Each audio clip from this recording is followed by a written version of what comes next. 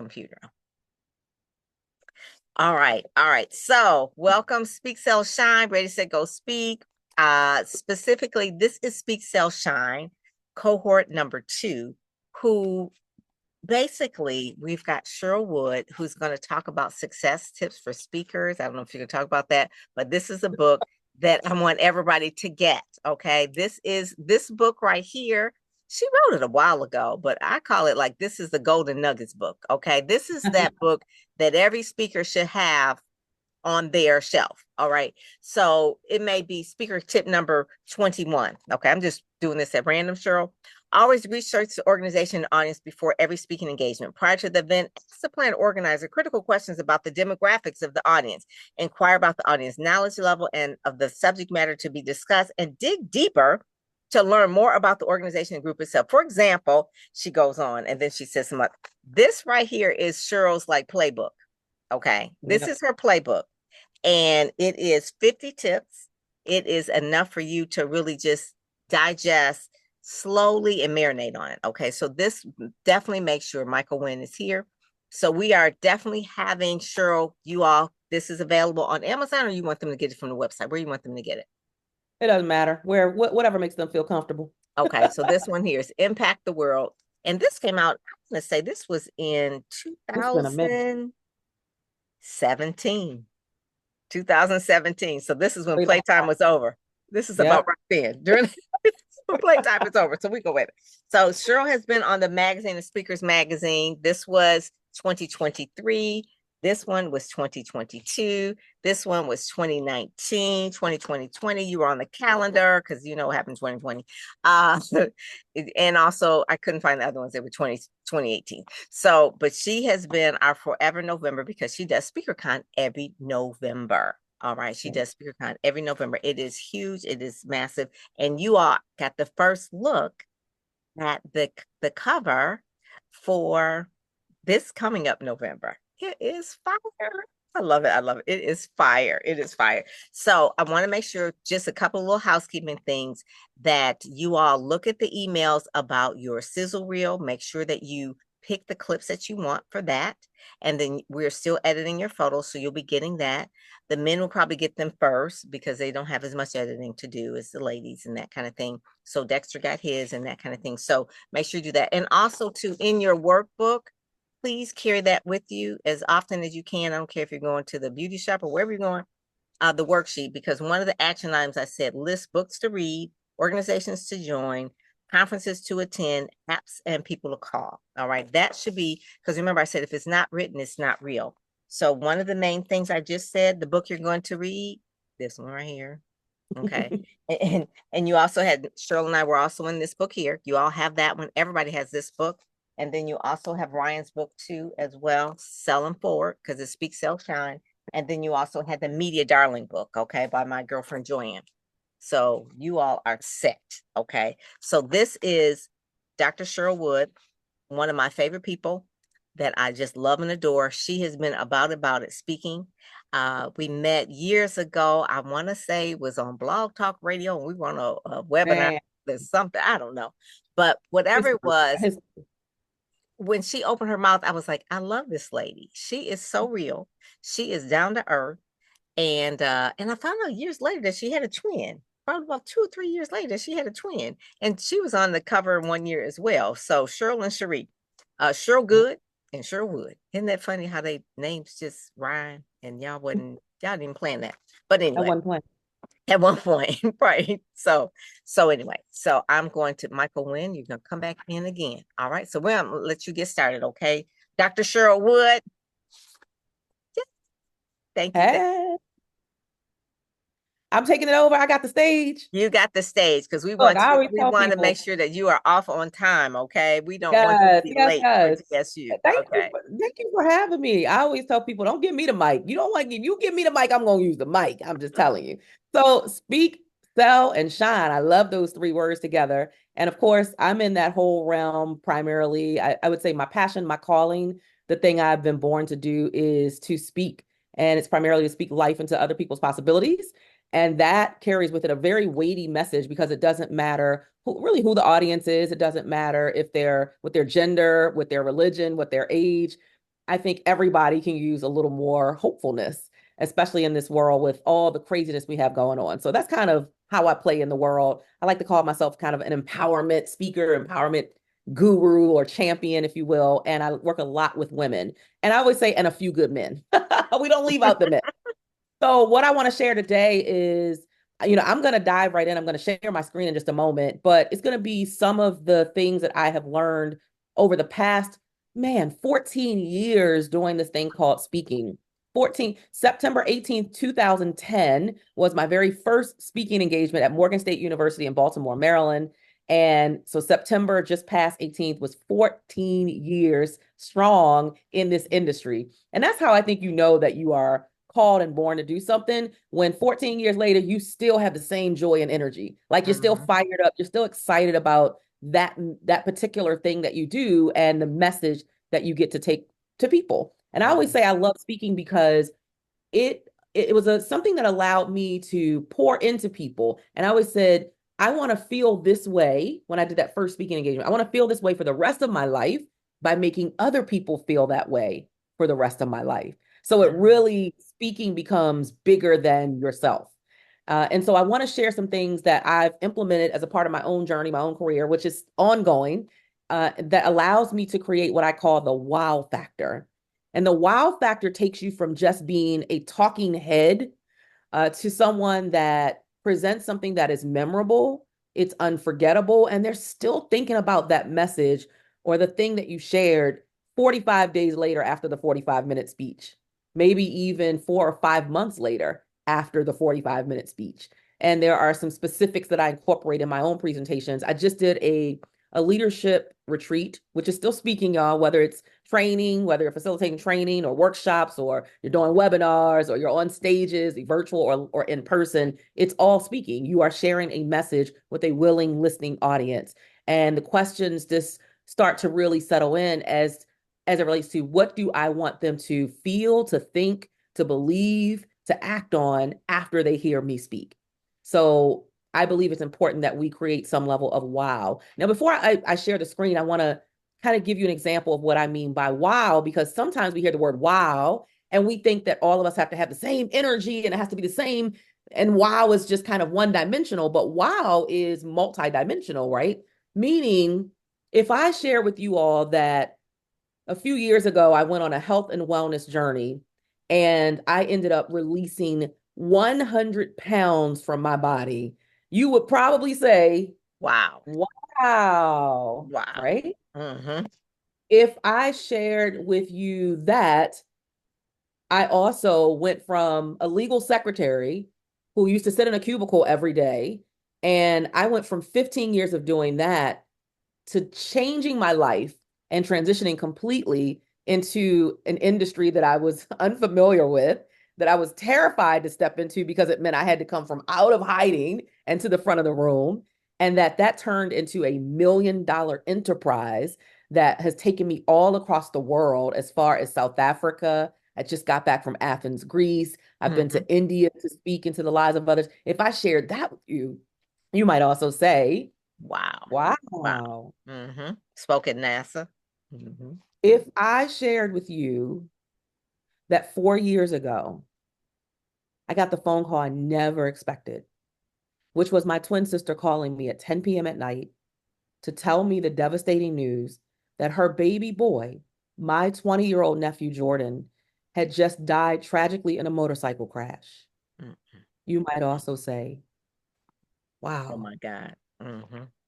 So you see that there are various versions to the wow factor, and it's not all predicated on high energy and excitement. Sometimes it's those moments that hit the heartstrings and it creates a deeper connection with the room. So I'm going to share my screen because I want to walk you through what that looks like. And I'm hoping I'll be able to pull it up on, let's see. You know, see the Where are you? green. I see, here we go. I think that's it. Okay. You see how to captivate The wow with factor. me some Yeah. more? Yes. All right, so we're all on the same page. The wow Yeah. factor, how to captivate, connect, and convert any audience. Those are the three factors you always want to think about as a speaker: captivating, connecting, converting. When I think about captivating, it is an ability to really inspire hope in the audience, and they are captivated by what you're sharing, the message, because they know it's going to make their life better. So that's what I mean when I say making your life bigger than you. And you'll hear me say this statement quite frequently: your story and your life experiences and your expert knowledge, it's about you, but it ain't for you. Mm. So, yes, you gather the lessons learned from the life experiences and the stories you've been through, the highs, lows, ups, and downs. And yes, you have this knowledge. But if you keep it to yourself, it's just, okay, you went to school and you got some knowledge, you got some education. Or it's, okay, you went through a horrible experience and it was just something bad that you experienced, or it was something that you experienced that was enlightening. Okay, it was just another thing. But once you share it with an audience, now you are putting yourself in a position where you are making your life bigger than you, and you're sharing something that's for someone else to help them either go through, make it through the challenge that they might currently be experiencing, or to inspire more hope in them that whatever it is that they've identified as a goal or outcome that they want to achieve, yes, they can do it, because if they can see you as an example and a model of it, then it's clearly possible. And then third, because it lets them know when you share what you've been through or your knowledge, it lets them know that they are not by themselves on the journey that they might be on. So to captivate an audience, I always put it into four buckets. Are you showing care for the audience? Are you demonstrating confidence on every platform? Is your content rich and value based? And do you command the room? So let's look at what each one of those looks like. When we think about caring, it's a sense of responsibility and concern for the room. It's not getting on stage and trying to prove how smart you are, how educated or successful you are. Like, we kind of already know that, which is why you probably were hired, because you've achieved a certain level of success and the hiring manager or the person who's the decision maker has said, we want you to come and share your expertise. So care is deeper than that. It's a true, genuine, authentic feeling of concern for the audience that you're going to be presenting to. How do we show care? Well, it's so interesting that Pam, the page that you picked was related to this. It's really conducting an audience analysis before you go to the event.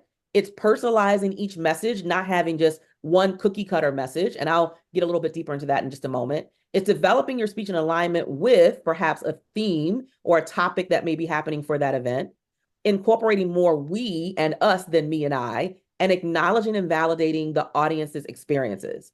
So let's walk through that. When we talk about really customizing a message, it's not that you have to change your speech. You don't have to change every speech. You can have a powerful signature talk or signature speech, and it might have these core takeaways or talking points that you deliver, but you don't want that audience to feel like, oh, I delivered this last week for that audience. You don't want the next audience to feel like, oh, this is just the one that she does every time or he does every time. You want to make them feel like you invested time, energy, effort into making it personal for them. How do you do that? You look at the audience's mission, the organization's mission and vision. Go to their website. Every time I'm speaking for a company, organization, I make sure I go to the website. I look at their mission. I look at their values. I look at their about statement. I look at who the board of directors are. I see if it is it diverse. Like, I want to know as much as I can about this organization or this community that I'm coming to serve.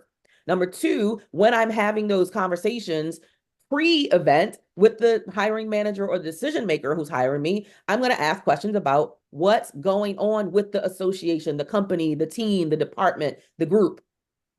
Are there any big wins that you're celebrating recently? Are there any big losses or challenges that either your organization is experiencing or the industry as a whole? So when I just talked last week, spoke to for the retreat for the leaders, it was the board of directors for the Prince George's County Association of Realtors. I'm just trying to get that correct. Association of Realtors. I made sure I went to that website and I studied, but I also had a conversation with the person who hired me, so I would know what was going on now. It doesn't matter what I knew about that industry 6 months ago or a year ago. No, what's happening today? What are they struggling with today? So that I can be relevant and relatable in my conversation. And that's the other thing. Every time you're sharing a message, you want it to feel like a conversation, not a lecture. We give conversations and we have dialogue. We don't give lectures, right? You're not a professor at a university giving a lecture. So you want the audience to feel engaged enough to be able to converse back and forth with you. And then the other way that I personalize my message, I arrive early and I talk to the attendees. And I don't walk in with a big badge or a sign on my forehead saying keynote speaker. They don't know that. But I just go and I'm just like everyone else and I'm shaking hands and I'm introducing myself and I'm greeting people. And then I'll say, so I'll ask a simple question to a few people. So, how long have you been in this industry or how long have you been with this company? Okay, so what would you say? What's the thing you love most about the company? Okay, and what do you think they need to work on the most? And they don't know that I'm going to incorporate that as a part of my speech. And I certainly wouldn't call anybody out if they said something that they wanted me to keep private. But that allows me to speak with the folks there and really, again, incorporate just small snippets of things as a part of my speech that makes it feel more personable. Here's some questions that I ask myself. What are the demographics of the room, the audience? What's their level of knowledge about the topic I'm speaking about? What's their attitude towards the topic? Do they have a supportive attitude about this? Are they neutral? Are they opposed to what I'm going to be talking about? I need to know that information. What are their core beliefs and values that might influence their perspective about what I'm presenting? What are the specific needs, interests, and pain points of the audience? What do I want them to learn, understand, or do after they hear me speak? How am I going to present my message in a way that's clear and memorable? And how will I proactively address questions or concerns that they might have about the topic that I'm speaking on? That shows care. When you are not just, I'm going to run, I'm going to speak at another event and I'm just going to say what I said last time. When you take this time to show care, that is going to be reflected to that room. I mentioned this a little bit earlier to incorporate more we than me, and that follows the 80-20 rule. So 80% should be for them, 20% should be about you.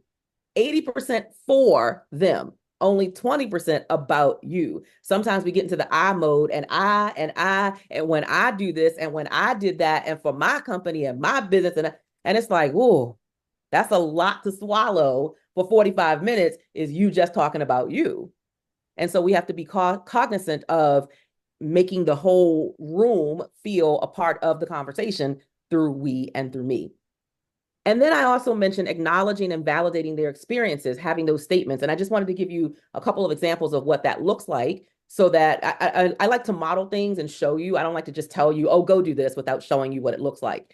So even if I just chose one of these, I could choose the last one. So here's what I know. I've been in your shoes, searching what's my motivation? What's my direction for my career? Where am I headed? Am I going to pivot? Am I going to stay settled? I remember how that felt. I was overwhelmed. Raise your hand if you feel overwhelmed or you've ever felt overwhelmed and trying to figure out where you're going in the career, right? I'm getting them involved. I'm having them to raise their hand. Well, I remember what that feels like. And I remember also kind of that pit in my stomach about feeling uncertain and unsure about my future, just like some of you might be feeling right now. Now, you can plead the fifth. You don't have to tell me that's how you feel right now. But I just want you to know I understand where some of you are right now in your journey. You see how, and did you notice, not only did I say the words, but I'm hoping that you noticed how I had a compassionate tonality.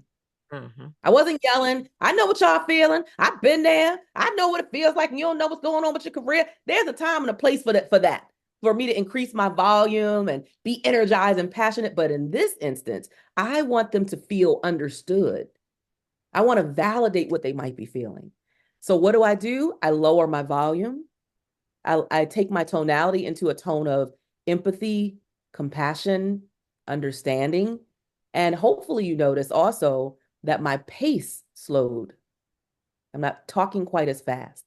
Typically, when someone's talking fast, it's connected to high energy and excitement and enthusiasm. And oh my goodness, I'm so excited to be here as a part of Speak, Sell, and Shine. I hope you are equally as excited. What's happening? My pace is faster, my volume is higher, and my tonality is this energized, excited energy.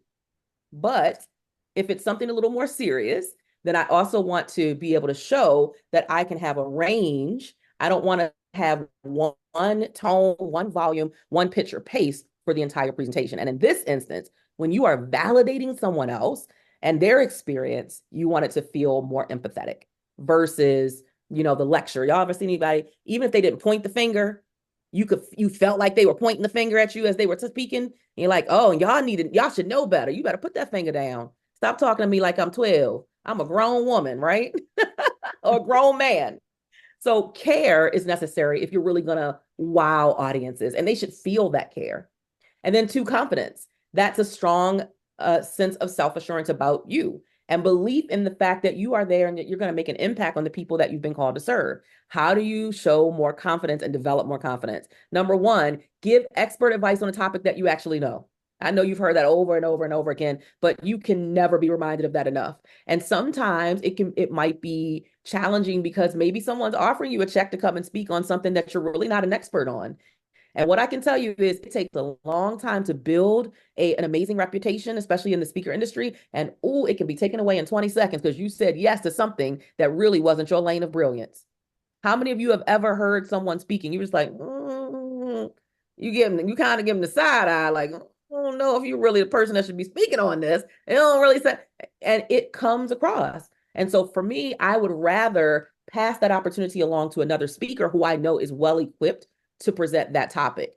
Even if I know a little bit about the topic, it doesn't mean I'm the person that should be at the front of the room teaching that topic, right? I had someone who offered me a big check, and you could tell it was a big check because I'm still thinking about it years later, a big check, but they wanted me to come and they wanted me to speak about financial literacy or something like that. Now, of course, I know something about finances because I'm running my own enterprise, right? I run my household, but that wasn't my lane of brilliance. That wasn't my lane of expertise. I had someone else reach out to me about coming and speaking about something related to self-care. Now, it's not that I can't speak on self-care, and I've done self-care snippets in my presentations because self-care is important for me. I'm married. My husband and I have been married we've been together 23 years, married for 17. I have 3 kids, teenagers. My son will be 17 tomorrow. So now I have two 17-year-olds because they're Irish twins. So my baby boy turns 17 tomorrow. My older son turns 18 December 5th, and then my daughter will be 21 in January.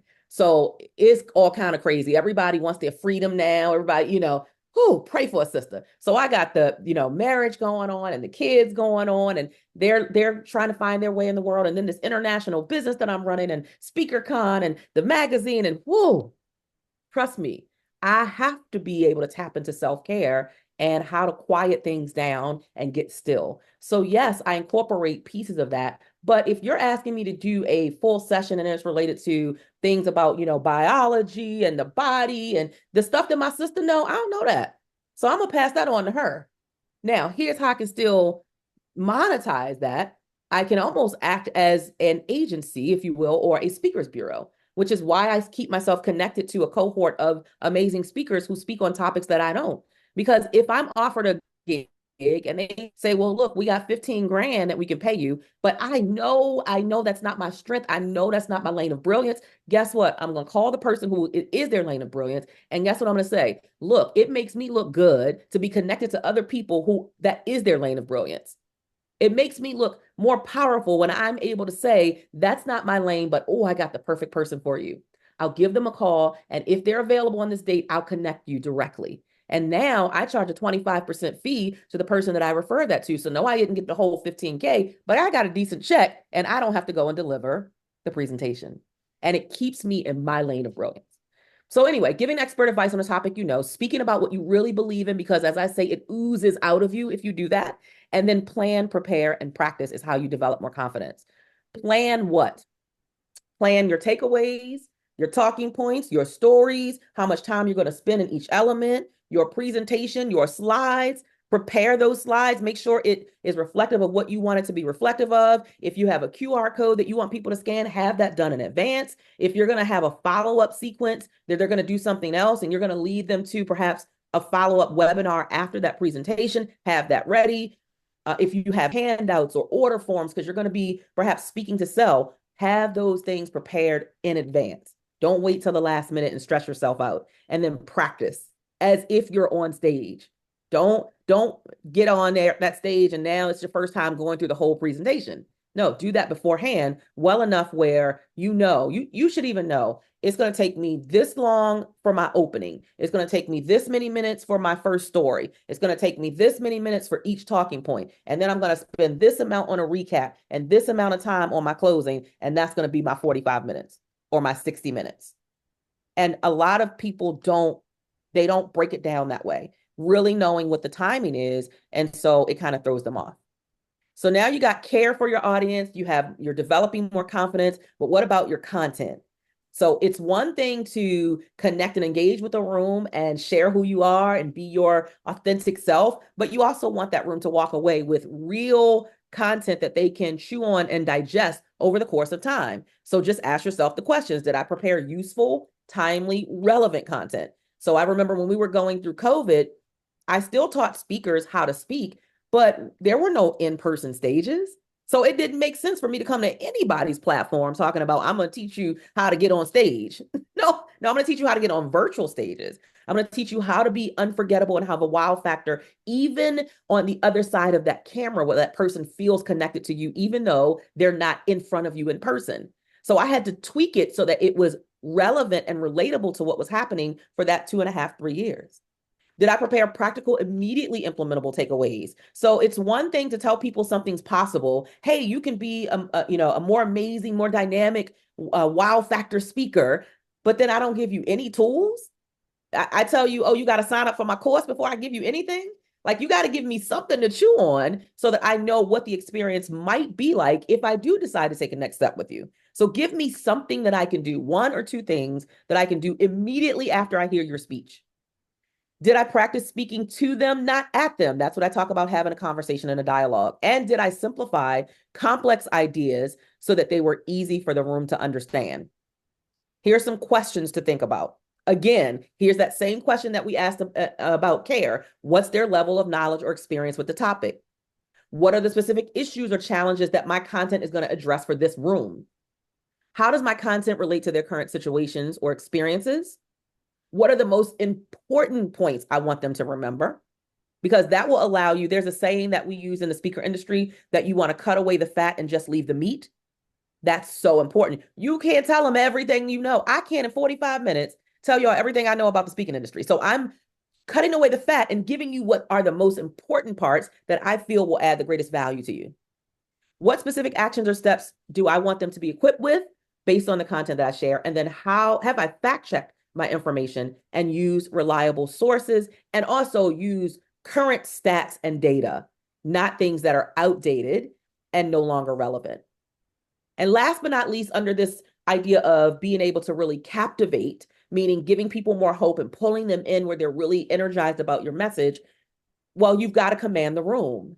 And how do you command the room? There are several ways that you do that. A part of it, I kind of gave you a little snippet of it, is about your variety of your vocals, what you do with your pitch, your volume, your tone, your pacing, what you do non-verbally, maximizing full use of the stage. Even here, you can see I'm gesturing. I'm making sure that my gestures are high enough where you can see me gesturing. And not only am I gesturing with my hands, but also what have y'all seen me do for the past, what I've been talking for 28 minutes? Don't you see teeth? Like, I'm just smiling, I'm happy, my cheeks are bright, right? Because I'm energized about what I'm sharing. So that energy hopefully comes across to you. I am making sure that I'm looking right here. See my fingers right there? I'm looking at that little green dot so that you feel like I am talking directly to you. I want you to feel that. So again, it's about commanding the room. It's about paying attention to what's happening in the room, especially when you're in person, both when you're here online, but also in person. So let me give a quick example of that. So if I am here online and I'm managing the room, managing the temperature of the room, I'm looking at the chat. And I might say, okay, Michael said, this is great stuff. I'm so happy that it's adding value to you, Michael. So what am I doing? I'm making sure that I connect and engage. I call people's names out in the chat.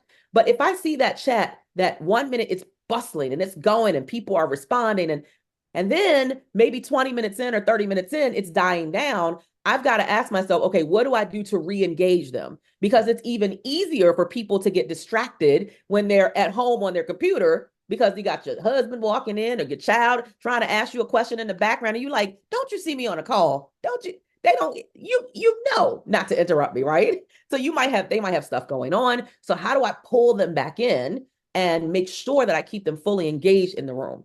If I'm in person, and I don't know how many of you have ever spoken live, and all of us know kind of what our delivery style is. So I'm a very energized speaker and very passionate, and you can feel that. So nobody should be going to sleep when I'm presenting. I'm just saying. And if I ever see someone who's kind of their eyes are closed, I first of all I don't take it personally because I know it's not me.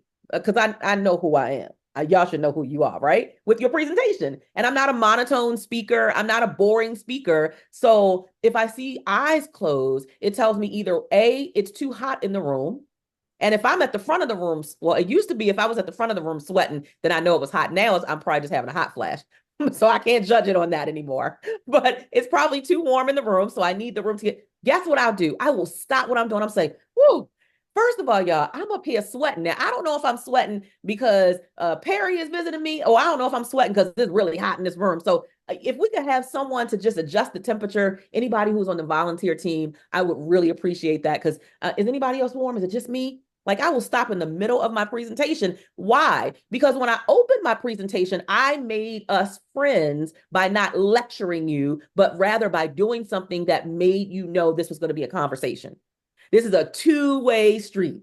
So guess what? When I get to the middle of the speech and I see somebody's eyes closed and I know it's too warm in the room, now I feel comfortable enough to stop and say, okay, you know what, y'all, I don't know about y'all. Is anybody sweating? Is it just me? And all it does is make me more relatable. So I want to make sure I'm always managing the temperature of the room. And I could also, if I don't want to stop and just bust out and call people out, I see y'all sleeping. I don't want to call people out. I can just say, so right now, you know what we're going to do? We're going to do a quick activity. So I want everybody to stand up and I can literally, but I've got to be paying attention to what's happening. I got to pay attention to other people's body language, not just my body language. What's their body language saying? Are they slouched down in the chair? Are they leaned all the way back? Are they rocking in the chair if they're in perhaps a boardroom and they have those rocking chairs? Are they kind of just, are they on their phones? What's happening in the room? Are they really paying attention to what I'm saying? That's command of the room and of an audience. I've mentioned these things several times, so I'm not going to go through them again. Your volume, your tone, your pitch, your pace, your pauses, all that matters.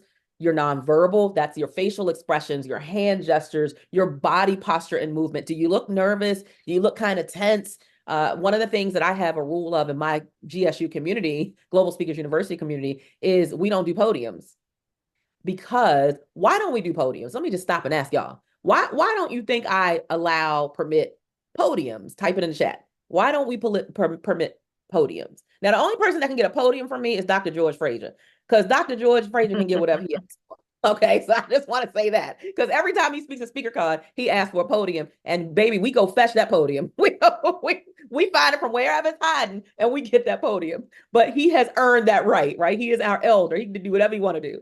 Hiding behind the podium, yes, yes, yes. Stiff. It's a barrier to the audience. Yeah, because you all, I'm sure you probably know what the percentages are of how the audience receives you as it relates to the three elements. It's your words, what you say, it's your tone, how you say it, and it's your body language, what you didn't say, but your body said it for you.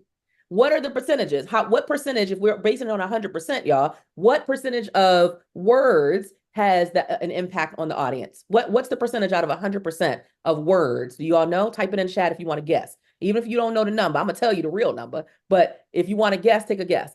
So we're saying an audience is impacted by three things: your words, your tonality, and your body language. Okay, great. We got a lot of feedback: 40%, 15%, 80%, 85, 45. Okay, great. Thank you for engaging. All right. Secondly, tonality. What's the percentage of tonality that and the impact that has on your presentation and how the audience receives it? Give me a percentage of that. Now, remember, you only got 100%. So if you didn't already said 85%, you only got 15% left to work with. 50%, 30%, 75, 5%, 30, 20, 40. Okay, great. So we have a variety of ranges here. And last but not least, then what do you think is the percentage of your body language?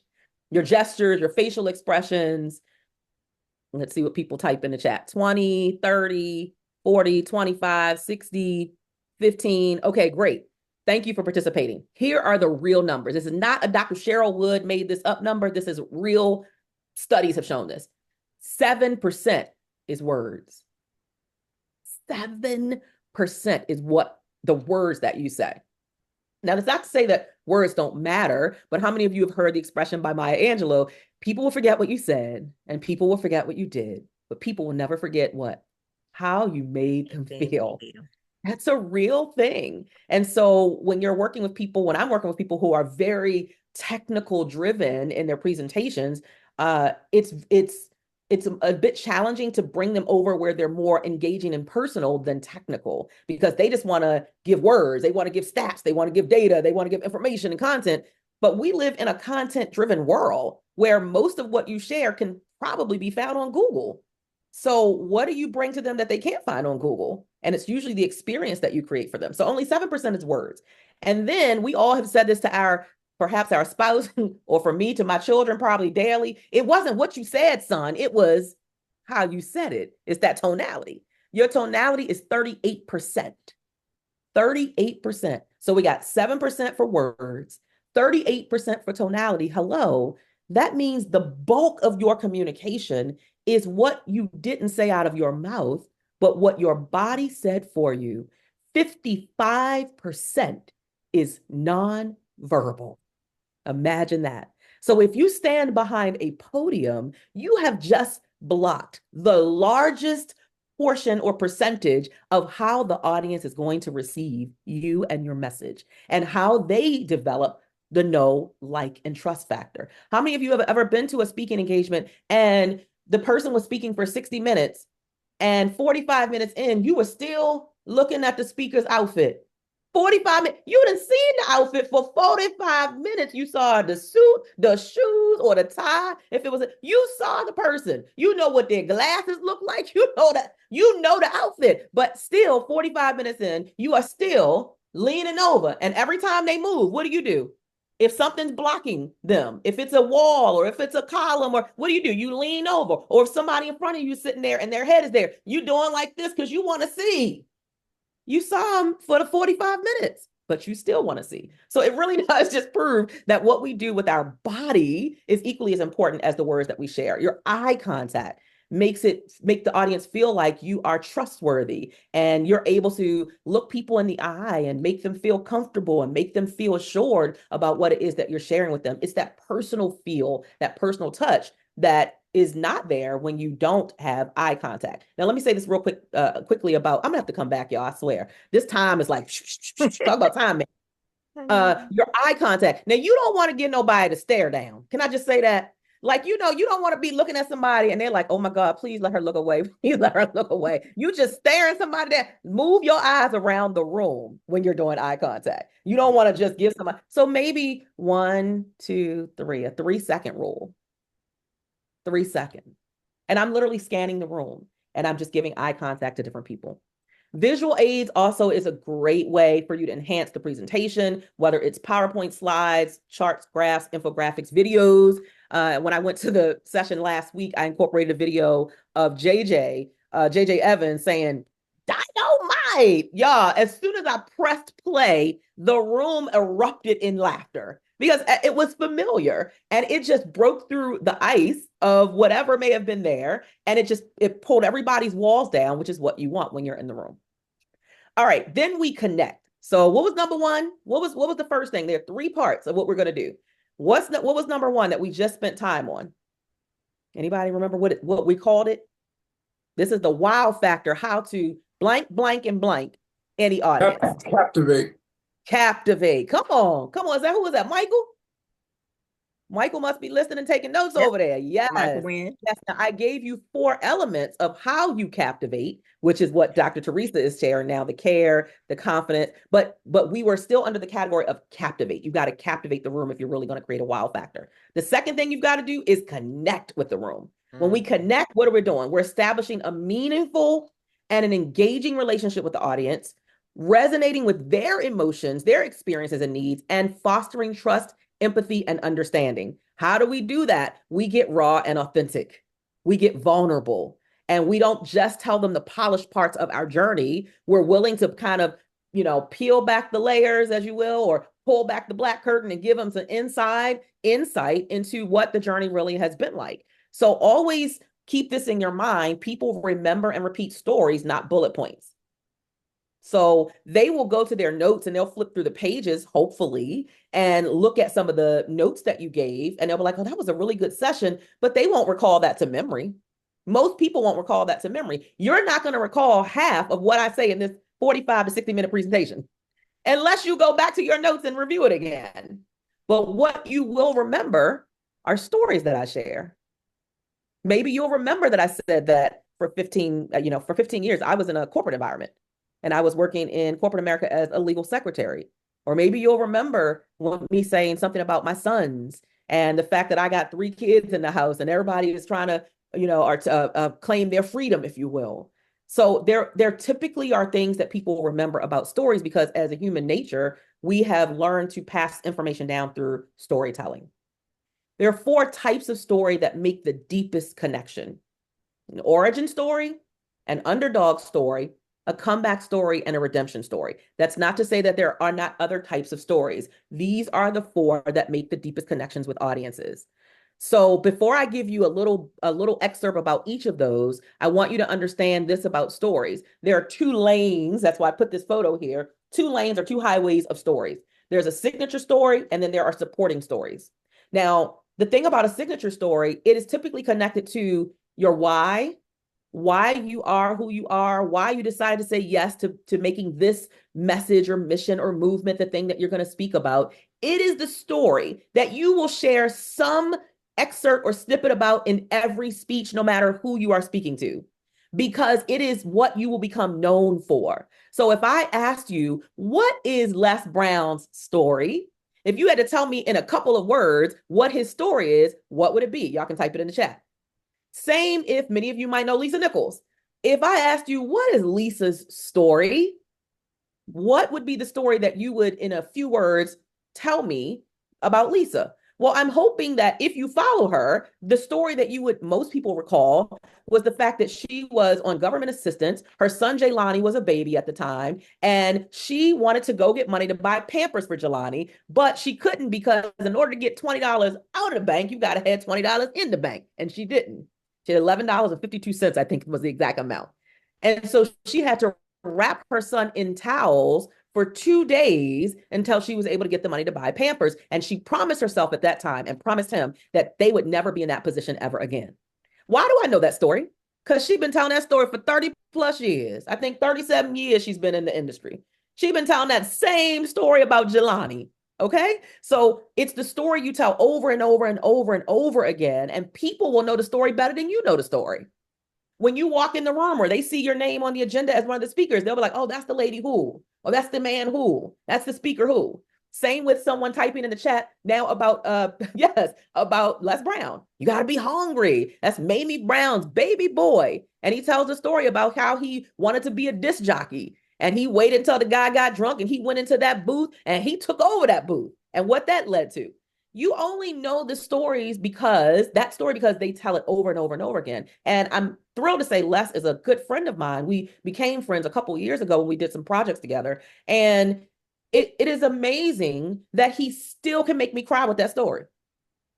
I'd have heard, y'all, I could tell the story. I'd have heard it so many times. But that's when you know you have a commitment to changing lives because you have a commitment to sharing the story as if it is the first time you've ever shared it. Your supporting stories can change. Supporting stories change based on perhaps who the audience is that you're speaking to, or what the room is, what's happening in the room, and what you really want the takeaway to be. So for instance, if I am sharing a message and a part of my message or my talking point that I'm talking about is you got to make every day count because life is short and tomorrow is not promised. So if you're going to live your dream today, make it a sense of urgency, make it a priority today. If I'm sharing that as a talking point or a takeaway with an audience of people, let's say about our age, then I might share the story about losing my dad in 2009 on Thanksgiving Day. It was the first phone call I got that day, a day where I'm excited to go see family and take my kids to see my dad and my grandparents. And on that morning, the first call was, Cheryl, your dad, he passed away of a massive heart attack in his sleep. My dad was 59. That's young. The closer I get to it, it's really young. I'll be 51 this year. So I could share that story, and that drives home the point for a group like this. But I cannot take that same story into a group and tell to young people why. I got to change that story, even if I'm still trying to emphasize to them, go for the gusto now. Like live your life now, pursue your dream. Don't let anything stop you. Why would that story not necessarily land the same way it would with this community? Well, I'm not gonna wait for you to type it, I'm gonna tell you. Because young people think they're invincible. They don't think they're gonna die.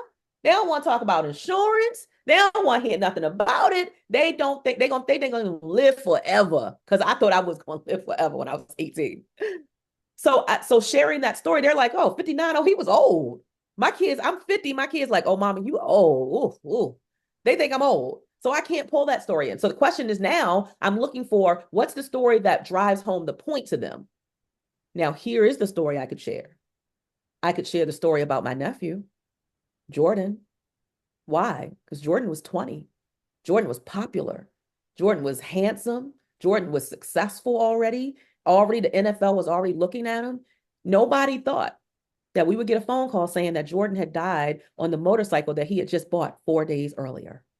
That will make a different impact with that group of people. Does that make sense, everybody? So just understand that signature story stays the same. Supporting story, it can change based on the audience or the point that you're making. Okay. So my signature story, this is what you want to ask yourself about that. Does it make the greatest connection with the client? Am I willing to consistently relive and repeat this story for the next 40 years, just like Lisa and Les and some of the folks you may follow? Am I willing to share this story no matter who's in the room? Still leaving that person their dignity, but knowing that this is my truth. Am I willing to share the story with the same passion every time as though it's the first time I'm telling it? And does this story drive home my takeaway? If it's number 3 in my list of 4 things that I'm sharing, does it drive home that takeaway? And then once you identify what that signature story is, think about how you can narratively transport people to the story. All that means is, how do I pull them in and make them feel like they were there when this was happening? And that's what we call showing a story, not telling a story. It's so important that you immerse the audience in that story so that they become emotionally connected, they become cognitively absorbed in the story, and that means they have some sense of buy-in to what happens in the end. They want, like, what happened? I want to know what happened. And that's what you want. You kind of want them like right here on the edge of their seats, like, what? How? Okay, tell me. And they can't wait for you to get to whatever the conclusion of that story is. So narrative transport is a big part of the experience that you can create in being able to really connect with audiences. So develop characters throughout your presentation, use very vivid descriptions. Was it raining? Was it the sun shining brightly? What was happening? Engage the senses. Was there something that you smelled? I was walking down the street and I was walking past my favorite bakery and oh, I just took that deep breath in and I could just smell that fresh bread baking. It brought back so many childhood memories, right? So I'm engaging the senses. Show them, talk about if you were walking down a certain street, give that street a name. If you're able to call people by their names, call them by their name. When I tell the story about losing my dad, my sister is the one who called me. So I say, I picked up the phone rang, I looked at the caller ID, and the caller ID said Cherie. Well, y'all, Cherie is my biological twin sister. So instantly I started smiling from ear to ear. I answered the phone. Hey, girl, what's going on?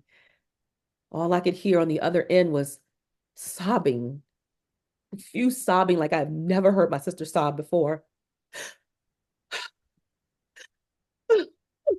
Cheryl, Cherie, what? What? What's happening? Tell me. Girl, daddy died. And literally I'm walking them through the experience so that they can feel and see as if they were there with me. That's narrative transport. And every one of us here can do it. It just takes practice. I'm looking at the clock rundown very, very quickly. And so I want to skip to this last piece, which is convert. I'm going to give you a couple little tips about this. And maybe, just maybe, Dr. Pam will have me back one day and we'll actually finish the pieces that we missed. So conversion is the last piece. So if you want to create the wow factor, what do we want to do? We want to captivate people. We want to connect with them, but then we want to convert. Why? Because of this simple statement. There's no transformation without a transaction. If I go to the gym up the street, which Lord knows I have, and I have a conversation with one of the personal trainers and say, I want Michelle Obama arms and I want a 6-pack, and I know I'm 51, about to be 51, but this is what I want. I want my body to look like this, this, and this, and this, and that. And the personal trainer tells me, oh, I can put you on this regimen for eating, and we can work out 3 times a week. We can strength train, and we can do this, this, that. And it sounds great. But if I do not swipe my credit card, I don't write a check, or I don't pay that invoice, it was just a great idea. It never becomes the thing that I manifest or bring into fruition because I didn't make an investment in it. And you want to think that way every time you're selling to an audience. You're really, let's, if selling makes you feel yucky, think about it in this way. You're just giving them an invitation. I always hold my hands out like this, like I'm inviting you in. I'm inviting you into my community. I'm inviting you into my space where this is my zone of genius. I'm not a genius at everything, but communication and public speaking, that's my zone. I'm inviting you in if you know that you want to become a better communicator because you want to make greater impact in the world and because you want to create a legacy.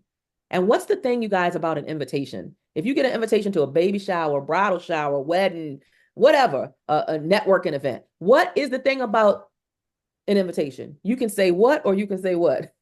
You can say Yes or yes, or you can no? say no, right? You can accept or you can decline. So when you think about selling in that way, conversion and selling becomes so much easier because there's no personal buy-in. It's just like, I don't take this personally. I'm just giving you an invitation. And I understand that some people will say yes and some people will say no. Now, how do you get more yeses in your conversion? By highlighting the outcome, not the process. We're going to roll up our sleeves and we're going to get to work. And don't tell people that because people lazy. Don't nobody want to do no work no more these days. You get to work and be like, no, you gotta, and they don't walked off because they don't want to do no work.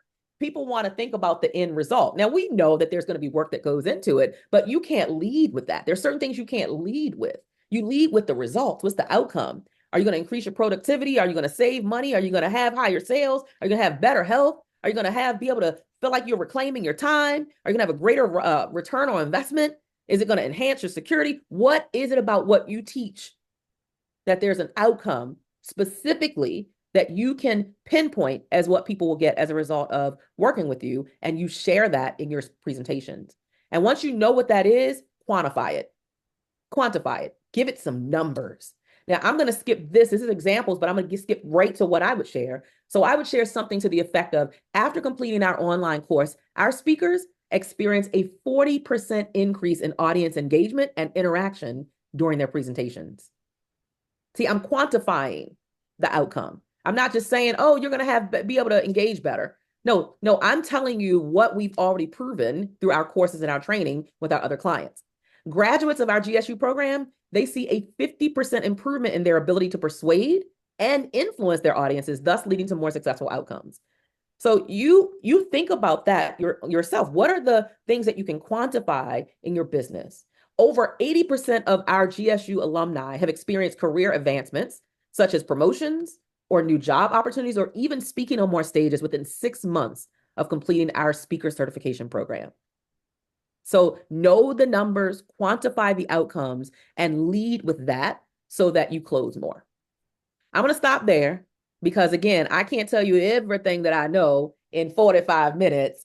And I know that we are like at the end of our time, but I hope there's something that I've shared tonight that has been either a pivotal reminder or perhaps a little bit of new information or something that you are viewing from a different perspective now. And I think that is what we want to look for every time we come to a presentation. Is this a reminder because I'm not doing this thing well and I need to rethink this? I need to get back on the bandwagon, as they say. Or is this something that I'm doing it, but I'm not really getting the results that I want from it, so I need to revisit that? Is this completely new information? Or is this something that kind of I can repurpose it because even though I know it, I never thought about it that way. That's how I approach every presentation I go to, because I mean, even the leadership retreat I just did, I mean, they go to a leadership retreat every year. So you've got to be able to find value in where you're spending your time. So I'm hoping that has added value. I'm going to turn it back over to Miss Pam, Dr. Pam. Thank you, Cheryl. That was great. It is 7:58, so I don't want you to be late, but that was awesome. If you all have any questions or anything, can they email you? What's the best Oh my place? goodness. You want to tell them Yep. about SpeakerCon conference? What Woo! do you do? 6 days away, baby. Sister tired. Can I just be honest? I'm tired. Everything that could happen has happened. Every fire that has come has happened, but we're going to keep things moving. So October 30th through November the 2nd, I think we've offered a complimentary ticket to everybody who's here. It's right in Washington, D.C. If you still want in on that ticket, email me, CherylEmpowers@gmail.com. I'll make sure I add you to the registration list. And yeah, we're excited. I mean, with people coming from all across, not just the country, but the world, we're doing a big GSU graduation. We have Tavis Smiley coming in to share all about his journalist experience and talk show radio, which is also speaking and sharing your voice. So it's going to be a great opportunity. We also have a young lady. Her name is Kristen Gibbons Fedden, and I met her at a speaking engagement. And what's beautiful about her is that she comes across as like sweet and mild and soft spoken on stage, and she's friendly and shit. But baby, she used to be the prosecutor. She was the prosecutor in the Bill Cosby show, Bill Cosby case. She gave him the stare down. So she all over CNN and all of these places, and that's the thing that she's been known for. This little itty bitty frame, friendly and nice as she want to be, but in that courtroom, she is a beast. She used to be the district attorney in Montgomery County, Pennsylvania, and she's also a legal analyst and an attorney. So we just got some good folks who are coming in the space, and so we hope that you'll join us. Yeah. Can I make a quick comment? Not a question, but a quick comment. Go ahead. Yes. Yeah. Oh, I just wanted to first let Dr. Pam know, if you ever have an event, do not let Dr. Wood roast you. I would tell you, NSA, Delator, you was amazing. Delator's anniversary. I know it. I I'm can't still believe you laughing remember that. today. Yes, I was there. I was there. I was there with you. And we talked, but I did not see you that way. And I've been following you, but you had me on the floor. So I'm just warning you, Dr. Pam.